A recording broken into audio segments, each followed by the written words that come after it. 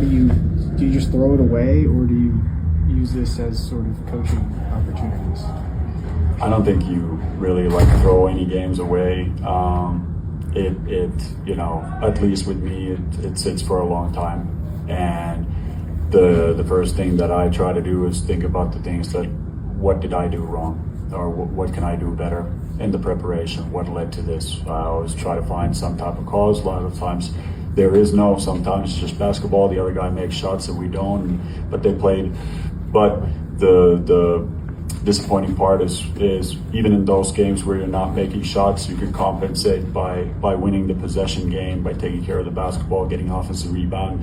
But they were also doing this as well as running better than us in the fast break. So really, it was in every facet of the game they outplayed us. Terry and then Chris. I know defensively is one issue, but another thing is turnovers. What is causing the turnovers, and what can be done to reduce the amount of turnovers you have on a regular basis?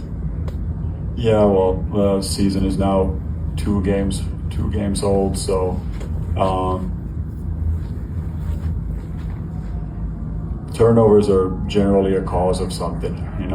Could be technical skills, could be individual tactical decisions, could be the scheme that the other team is playing.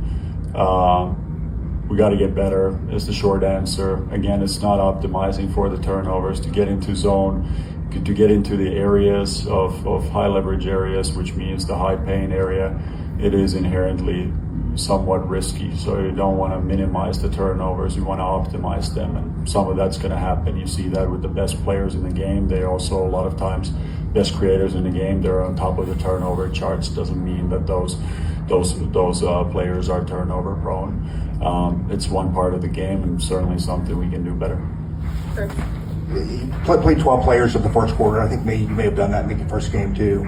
That's with 5 guys out, 4 of which would almost definitely be in any rotation. On the other hand, you got 3 games and 4 nights to start the season.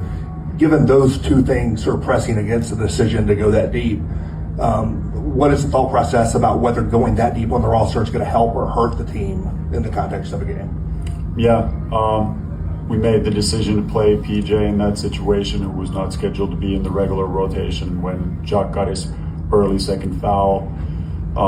Did the opposite a little bit later in the first game against New Orleans.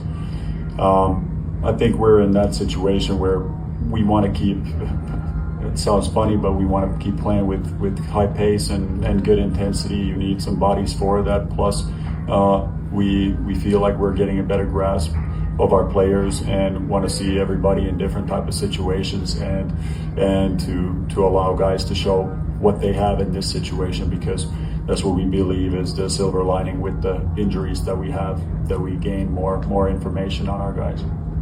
Parker and then Drew.